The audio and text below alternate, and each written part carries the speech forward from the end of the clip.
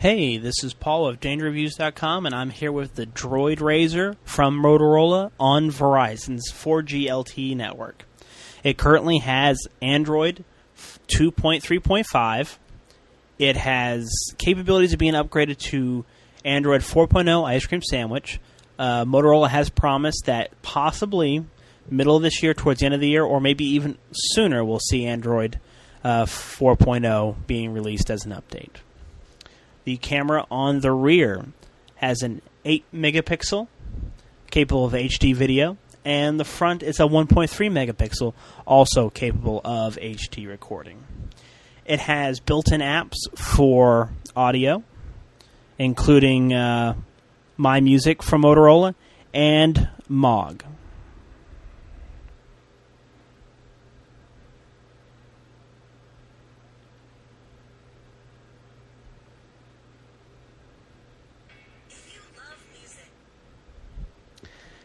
Including on those, talk time is said to be 750 minutes.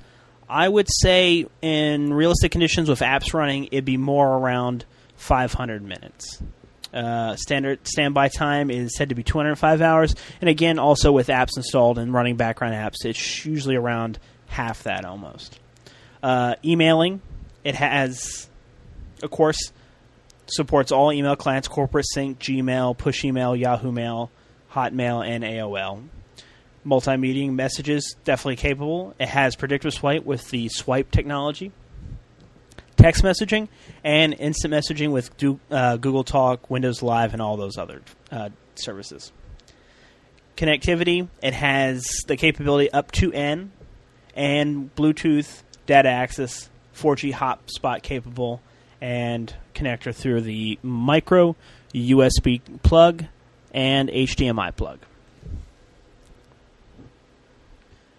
The connectivity is, of course, same USB 2.0 slot, micro SD, has a 3.5 millimeter jack, has GPS capability, and wireless network. And, of course, internet and games, it can do all that because it's a smartphone and has access to the Android marketplace.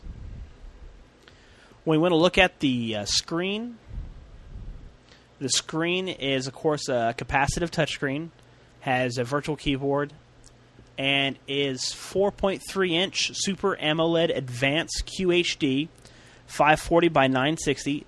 Unfortunately, that is not necessarily the greatest resolution.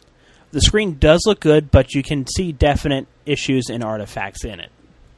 And one issue, I'm not sure if it's this phone in particular, or it's the phone's screens itself.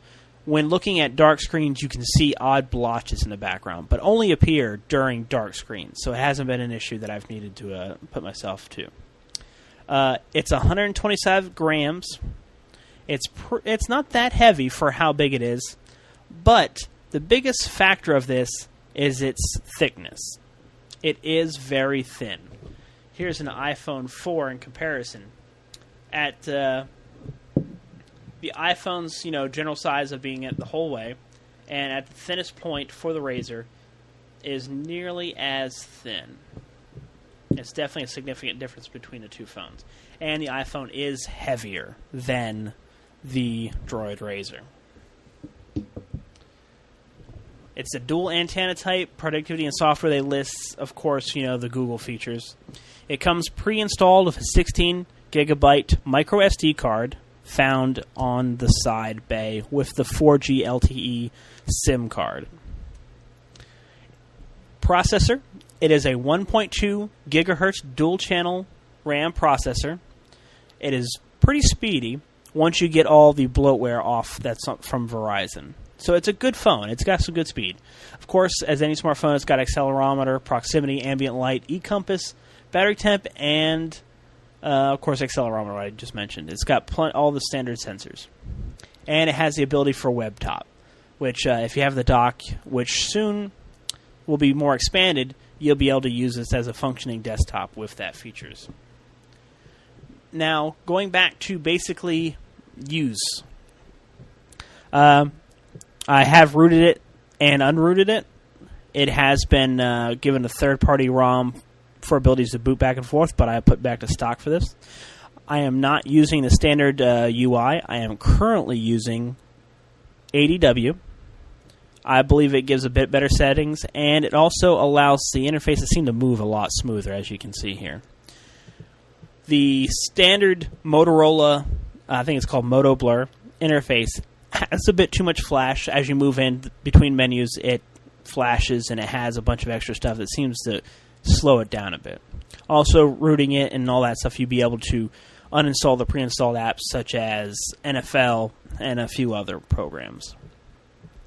Along with the ADW, I changed the column and rows, giving myself more columns and the same amount of rows so I can fit more toolbars on the front, such as Google Docs, Facebook, Google+, Twitter, and a toolbar app, and a few other things. It also changed the app selection, which is far better with ADW. I'm going to do a review on ADW also, but just a quick show. It definitely moves through faster. And it's also a better selection than the square rotatings on the Motorola Moto Blur. File directory is one thing. Motorola has the standard things installed. Going back. My Gallery. You can have it display not only your individual photos, but you can have it set up to show your Facebook friends and all those in the same one spot. Backup assistance here, and MotoCast is here also. Overall, the Razr is a good phone. Its size, very comfortable to hold. Doesn't feel like you're going to drop it. The screen definitely could be better. If you can tell, the raised edge, the screen dips off to the edge, and there's a crevice here.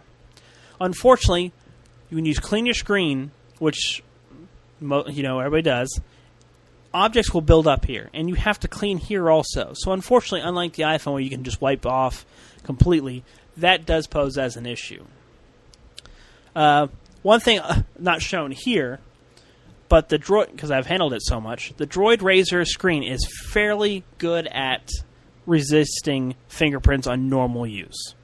If you have a clean screen, normal use, the screen will very rarely show any fingerprints, of course, of non-sweating hands and stuff like that. So it can be pretty good for everyday use.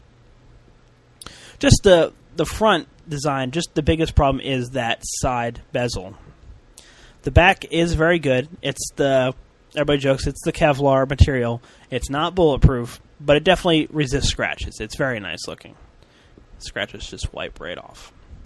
And the screen up here, not a screen, but the plastic piece, the LED speaker and the camera, very nice.